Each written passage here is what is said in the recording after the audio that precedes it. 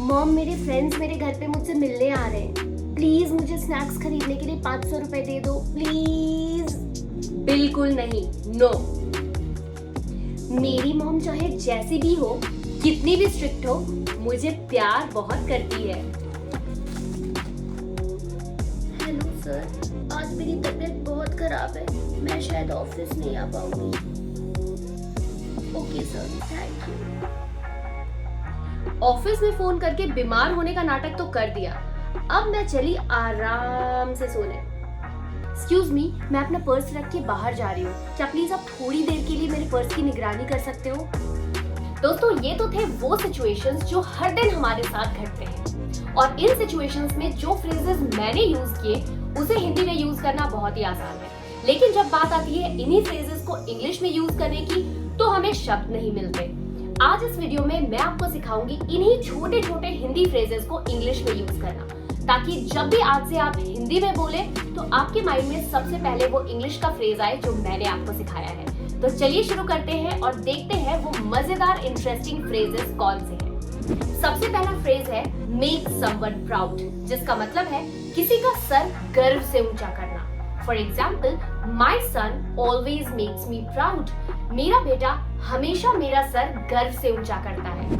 Number 2, किसी पर भरोसा करना, believe somebody. For example, do you believe in God, क्या तुम भगवान पे भरोसा करते हो? कई बार हिंदी में सेंटेंसेस की शुरुआत होती है पता नहीं क्यों से। फॉर एग्जाम्पल, पता नहीं क्यों वो तुम पे भरोसा नहीं करती, पता नहीं क्यों वो तुमसे मिलने नहीं आई। इंग्लिश में इन सेंटेंसेस की शुरुआत होती है वंडर व्हाई से। For example, I wonder why she doesn't trust you, पता नहीं क्यों वो तुम पे भरोसा नहीं करती, पता नहीं क्यों वो तुमसे मिलने नहीं आई। I wonder why she didn't come to meet you. अगला फ्रेज है किसी को एक टक से देखना, जिसे हम इंग्लिश में कहते हैं gauge at somebody. For example, कल ही की बात है जब राजेश मुझे एक टक से देख रहा था जब मैं ऑफिस में लंच कर रही थी। इसे हम इंग्लिश में कहेंगे Rajesh was gazing at me when I was having lunch in my office। अगला सेंटेंस बताने से पहले मैं आपको लेकर जाऊंगी वीडियो के शुरुआत में, जहां पर मैं किसी को अपने बैग की निगरानी करने के लिए कह रही थी। ऐसे सिचुएशंस में हम यूज करते हैं कीप अ वॉच फ्रेज का, जिसका मतलब है किसी चीज की निगरानी करना। For example, I'll be back in an hour, please keep a watch on my belongings, मैं 1 घंटे में वापस आती हूँ, तब तक आप प्लीज मेरी चीजों की निगरानी रखना। अगला सेंटेंस है किसी की इज्जत मिट्टी में मिलाना, जिसे हम इंग्लिश में कहते हैं tarnish somebody's image। For example, don't try to tarnish his image in front of the boss, boss के सामने उसकी इज्जत मिट्टी में मत मिलाओ। अगला फ्रेज बहुत ही कॉमन है, जिसे हम ज्यादातर अपने कॉन्वर्सेशन में यूज करते ही हैं। ये फ्रेज है किसी बात का बुरा मानना, जिसे हम इंग्लिश में कहते हैं फील बैड। लेकिन अगर आप थोड़ा सा एडवांस साउंड करना चाहते हैं तो आप फील ऑफेंडेड का भी यूज कर सकते हैं। For example, Radhika felt offended by Pooja's behaviour at the party, Radhika ने पार्टी में पूजा के बिहेवियर का, पूजा के बर्ताव का बुरा मान लिया। अगले सेंटेंस से मैं खुद को बहुत ज्यादा रिलेट कर सकती हूँ। ये सेंटेंस है किसी की नकल उतारना, जिसे हम इंग्लिश में कहते हैं इमिटेट समबडी। जब मैं स्कूल में थी तो मैं अपने टीचर्स की हूबहू नकल उतारा करती थी। एक एग्जांपल देकर आपको इसे समझाती हूँ। Sahil can imitate his teacher perfectly, Sahil अपने टीचर को परफेक्टली इमिटेट कर सकता है, उनकी नकल कर सकता है, उनकी कॉपी कर सकता है।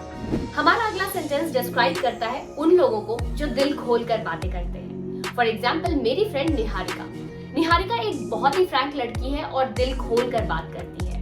For example, Niharika is very Frank, she speaks her heart out. She speaks her heart out का मतलब है वो इंसान जो दिल खोल कर बातें करता है।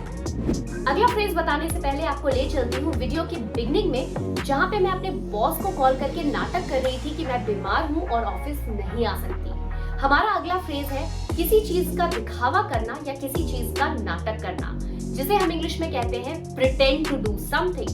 For example, whenever I don't want to go to the office, I pretend to be sick। जब भी मुझे ऑफिस जाने का मन नहीं करता, मैं बीमार होने का नाटक करती हूँ। अगला सेंटेंस है किसी से सलाह लेना, जिसे हम इंग्लिश में कहते हैं consult somebody. For example, before taking any decision please consult your father. कोई भी डिसीजन लेने से पहले अपने पिता से कंसल्ट जरूर कर लेना। अगला सेंटेंस है गिव अ स्मैशिंग रिप्लाई, जिसका मतलब है किसी का मुंह तोड़ जवाब देना। For example, Tanya give a smashing reply to her colleague when he insulted her. जब तान्या के कोलीग ने उसकी इंसल्ट की तो उसने उसका मुंह तोड़ जवाब दिया। अगला सेंटेंस है किसी के साथ शरारत करना या मस्ती मजाक करना, जिसे हम इंग्लिश में कहते हैं play prank on somebody. For example, his son always plays pranks on his neighbours.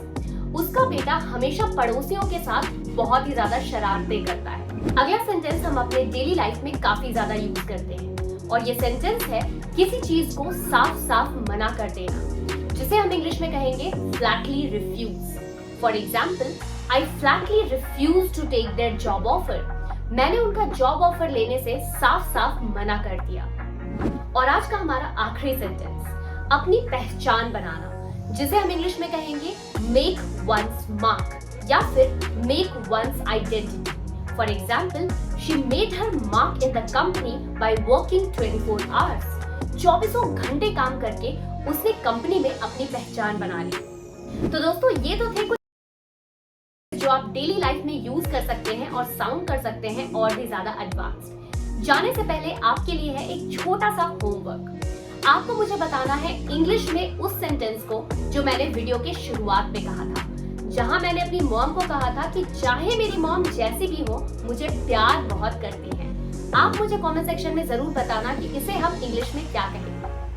अगर आप बिल्कुल शुरू से इंग्लिश सीखना चाहते हैं तो मेरा फुल स्पोकन इंग्लिश कोर्स आ चुका है, जिसमें मैंने बेसिक लेवल से एडवांस लेवल तक बहुत ही अलग तरीके से, मजेदार तरीके से इंग्लिश सिखाई है। एक वेब सीरीज की तरह कोर्स बनाया है। हंसते हंसाते आपको इंग्लिश के सारे कॉन्सेप्ट्स क्लियर हो जाएंगे। ग्रामर के कॉन्सेप्ट से लेके सेंटेंस बनाने तक हर चीज समझ में आ जाएगी।